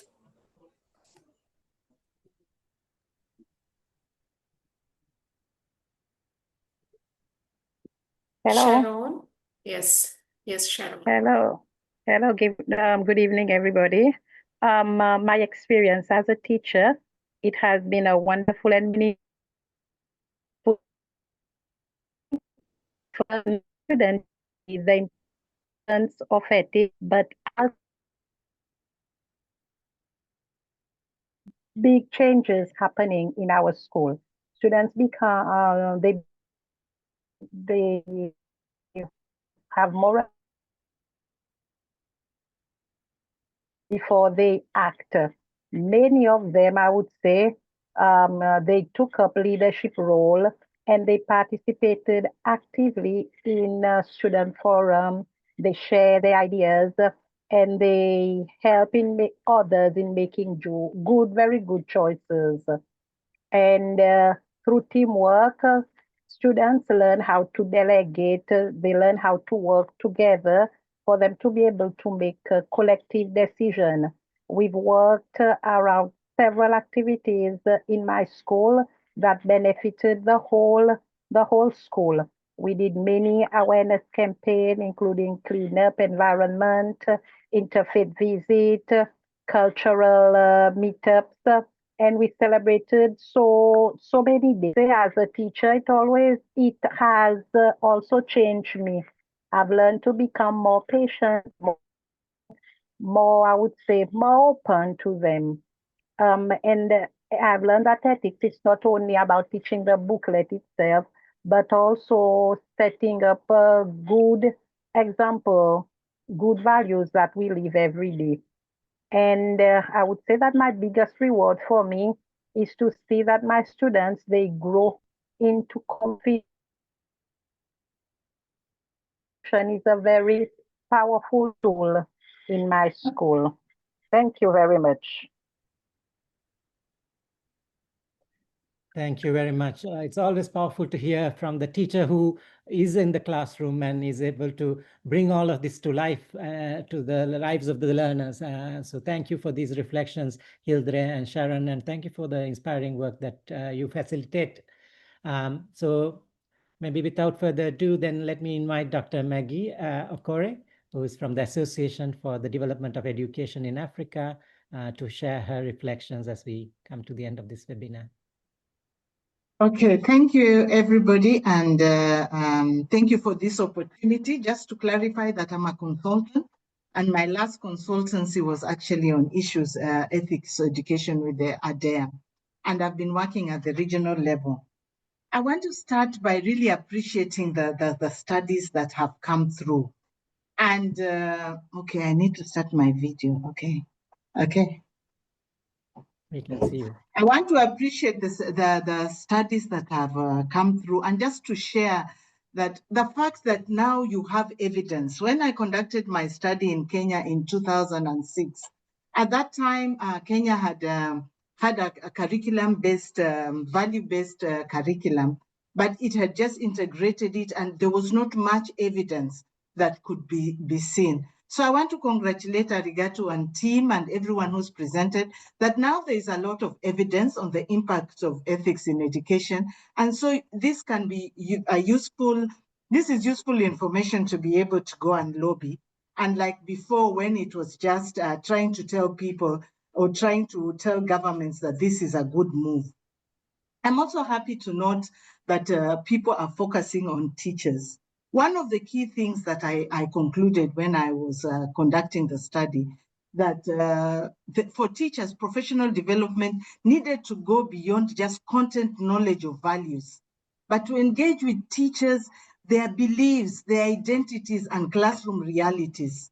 For this to happen, there's need for teachers to be trained at 2 levels, not only at the teacher training level, but also for the ones who are already in the school for the catch-up. So this was something that came out so glaring as a gap. The fact that teachers had not been able to deal with their beliefs. And so when they were told to get into a curriculum, they were still having they were carrying that baggage with them, their beliefs, their identity, and their classroom practices. I've had other people already talking about sometimes the curriculum burden and all that. Those were all issues that were coming out. And it's good that it's coming out and it can be dealt with. Another thing that I really want to congratulate the team, which I was happy to hear, is that the program is giving an opportunity for teachers and learners to talk about issues, to reflect about issues, to share what they are going through. This was something that was a glaring gap when I conducted the study, that learners were not, they were just being told to accept everything what the teacher had said. And so the fact that they can engage with the teachers so they can deal with misconceptions. The fourth thing that I picked, which I thought was very important, was the issue of context-based. And for me, I call this creative policy making, because the argument is that you should have a base of principles on what we all understand and believe in, but then you should try and make it context-based. And to me, that came out, and I'm seeing it's very important, because people are busy in different contexts and using this for different contexts. Now, if you'll allow me, I would just like to share the issues that make me believe that ethics education is the way to go.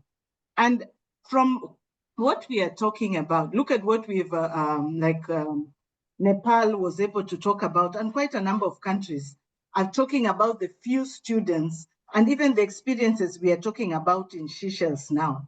Just try and imagine that should be everybody. Can you imagine all learners being respectful, all teachers having a good time in the school and peaceful? So that is what we should be trying to get to. And I come out and I say that for real transformation, both at system and individual level, for me, it begins with ethics. And I argue that good behavior does not fall from the sky. It's not going to fall from the sky. It has to be purposeful, and it's a deliberate process. And it begins in our homes. And so we need to ensure that our programs somehow get into our communities. And then it is nurtured in our schools, and it is reinforced also now when learners come out. And I argue that our ethical behavior is the invisible thread that holds community, the fabric of society together. And it shapes what we think about, how we act, and how we relate. And so I'm arguing that it's not an option. We cannot treat ethics education as an option. And so even as we have those ethical clubs in schools and all, let us reflect. All learners need to behave in an ethical manner. It cannot only be at a club level. So that is something I throw back to us as the professionals. We need to think about it. I argue that education systems must intentionally cultivate integrity, empathy, respect, and responsibility, because that's the moral compass that enables learners to make choices and serve both growth and also the common group. If education is not doing that, then my argument is that it is not fulfilling its purpose. When I think about, and now I go into the regional level, and I'm thinking about Africa, and this could be extrapolated to also the other continents. The African Union said in one of the documents of the Africa we want, they want to see an integrated, prosperous, and peaceful Africa. you know? So for this to happen, my argument is that we need to ensure that we have ethics and citizenship. These are not optionals. These are things that have to be part of our curriculum. Of late, at the international level and also at many forums, and including one of the organizations I consult with, which Suchi talked about, and that's ADEA, they've been pushing on issues on foundational learning. And my argument all the time whenever I go to the meetings is that foundational learning has got to go beyond literacy and numeracy. It must help children to care. It must help them to think critically, to respect others, and to make ethical choices. I just want us to reflect, for example, look at what we see on social media. How are our children going to be able to deal with all the issues that are going on on social media if we have not taught them to care? We know very well, and I know it also happens in my country, that we have aided suicide by even fellow young people on social media. That shows that that child was not taught how to care, how to empathize, and how to learn. And so I'm arguing that it has to be. It has to be. And then another argument I want to put forward to you, the team, because I know we are in this journey together, is that we should strive to ensure that ethics goes beyond a subject. It needs to be ingrained in all the subjects, from mathematics, all the science, the social studies. It has to be ingrained. When a teacher is teaching 1+1, he or she should be able to show how fairness or equity can be achieved by having that. So when we are talking about ratio and all, it should be in relation, it should be embedded on issues, ethics. So we should strive, that is one challenge we need to do, strive to ensure that we come out from making ethics a subject area, but it should cut across all subjects. And so as I'm rushing to conclude, because I am cognizant of time, I want to call on us to be more strategic. We need to be strategic in ensuring that not only do we ensure that it is in all the curriculum, we also need to ensure that we can scale up. I'm happy now we have evidence, so we need to lobby governments and regional bodies and development partners to see the importance. We need to ensure that the teacher training is really farmed and is embedded in all this. We need to ensure that this is it should be in the education budgets. It shouldn't be treated as a different subject, because once you treat it as a different subject, then it looks like a different finance department will tell you it needs a different budget line, and that is how it will be left out. And so I want to tell us to say that this is not a soft issue. It's something that we need to ensure. And then we should be able to use platforms like the media. I was happy to hear people talking about the media. We need to use platforms like those over there. We need to use platforms like of the AU, where we can speak out and ensure that ethics and issues of foundational learning remain at the heart of Africa and the continent's development. So I just want to share my last paragraph by saying, transforming education is just not about systems, it's about people. It's about the choices we make, the examples we set, and the values we live. When integrity guides leadership, when empathy informs teaching, and when learners are empowered to act with courage and conscience, then and only then will we transform society and be complete. I thank you for giving me the opportunity to share with you. Thank you. Thank you very much, Maggie. Please do share that inspiring quote that you shared in the chat as well. I think everybody would value that. I think you brought things together very well. I don't think I need to add much, but because you really highlighted how we need to see this as part of the holistic learning that happens in classrooms, in communities, in our education system. So I think at this point, as we've come to the end of the webinar, is for me to appreciate everybody for their participation, for the 6 countries who joined today and shared their experiences. Maria Lucia, in her opening, spoke of 3 things that helps transform education: purpose, pedagogy, and positioning.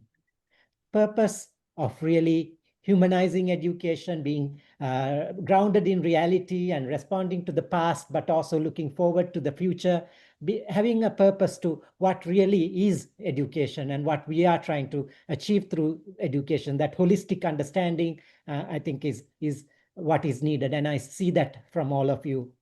Pedagogy, and I think all of you spoke to it, how teachers have embraced transformative pedagogy and have put it into practice, creating safe learning environments where minority children, children from minority communities feel included. There is dialogue happening. There's active initiatives led by children happening. So this pedagogy coming into place.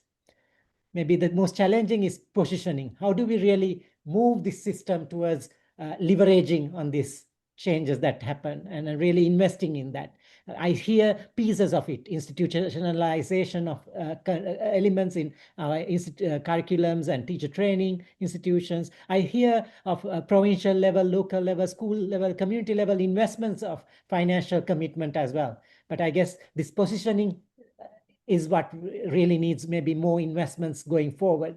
So I'm really appreciative of all the teachers, especially for the over 3 years, the work that you have led, the courage that you have had to lead your learners out of the classroom into interfaith journeys that were shared across many countries. The courage you have shared to also challenge your own beliefs and perceptions, to look at education and your work as teachers with this lens of ethics in a new way.